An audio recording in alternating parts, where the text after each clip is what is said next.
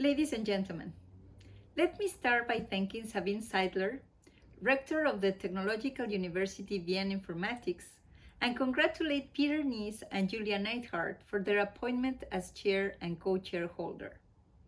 As we inaugurate the UNESCO Chair on Digital Humanism, it's crucial to reflect on how emerging technologies are impacting humanity and raising profound questions about their effect on our societies. At UNESCO, we believe that this is a societal conversation, not a technological one. It's about us humans, not about the technologies. And that's why we have produced a recommendation on the ethics of artificial intelligence adopted by 193 member states in 2021. And I want to thank the government of Austria for their impressive support to get this happen, and former Ambassador Claudia Reinkert. This is a very important instrument that is guiding national regulations to effectively harness the benefits and counter the adverse effects of these technologies in our lives. We are working hard to make sure that the recommendations has impact on the ground and to transform these ethical principles into an effective legislations, regulations, institutions, capacities of the governments to deliver for good. And we are incredibly proud of these achievements, which we think will change the way we think about the global governance of artificial intelligence.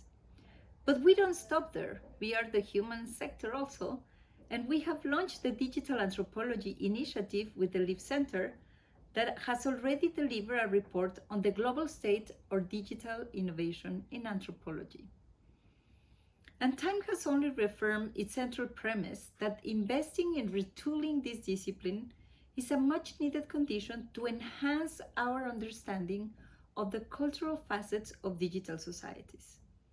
In fact, we have witnessed how technology rapidly amplifies stories and beliefs, gives rise to disruptive collective action based on misinformation, while also magnifying existing inequalities and biases.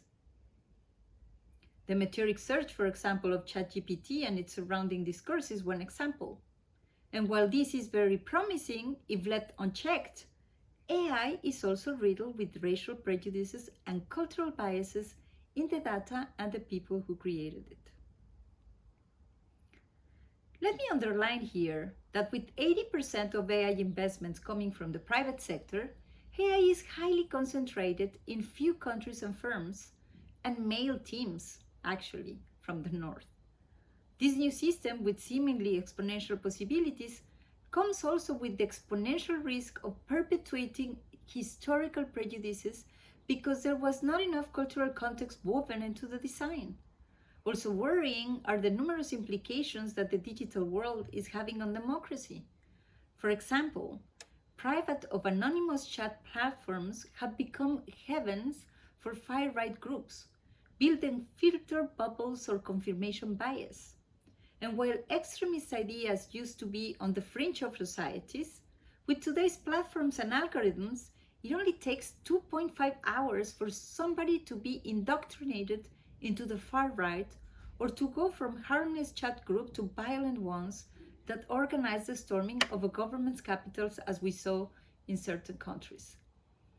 This becomes a problem for democracy when the extremist views can flourish and remain invisible. And needless to say that these campaigns also impact the function of the rule of law, sowing discord and division between citizens. Equally concerning are the massive disinformation campaigns against scientific credibility that we have lately observed. In the US, almost 99% of course of COVID deaths were related to the people who were unvaccinated. And many times this is the result of anti-vaccine movement fueled by online conspiracy theories. And it's striking to note that online presence can reduce a person's intention to get vaccinated by an average of 6% in the presence of online misinformation. And these are the facts. And more importantly, false stories were spread and seen by leaders in both public and private sectors, but their failure to control them was due to a lack of understanding of underlying source of anger and fear these stories tapped into. They connected with people.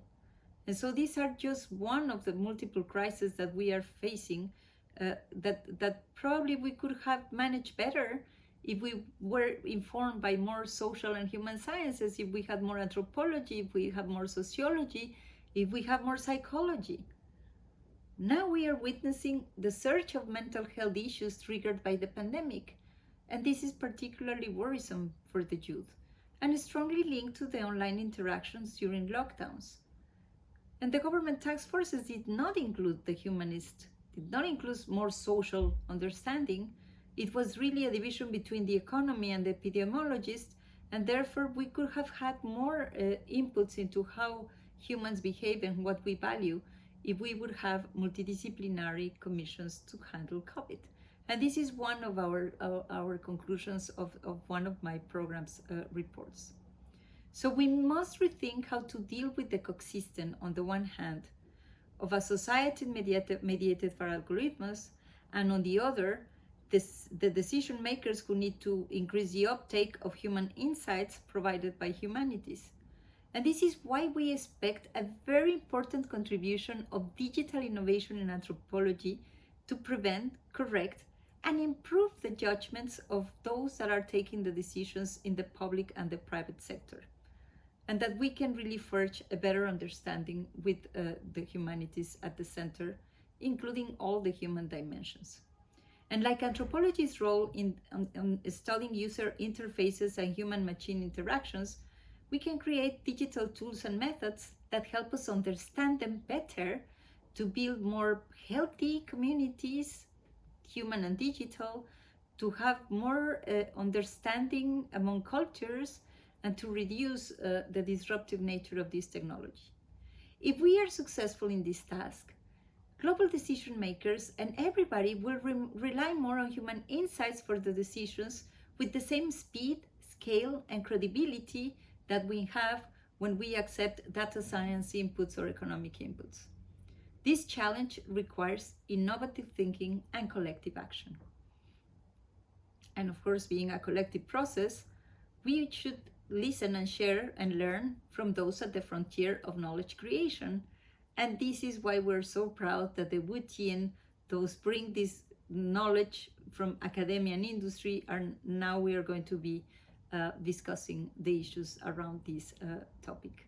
Tech universities play a very important role by breeding these grounds and have a unique role in shaping the development of digital technologies and policies towards human rights, democracy, participation, inclusion, and diversity.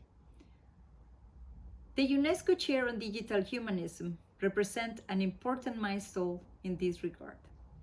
It aims to foster interdisciplinarity and inclusiveness in research, which is at the core of the human or the UNESCO social and human science sector's work.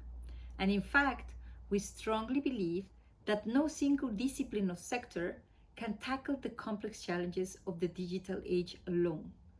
Our collective work between all areas of science can ensure that technology is developed to promote human well-being and dignity rather than being solely driven by profit or efficiency.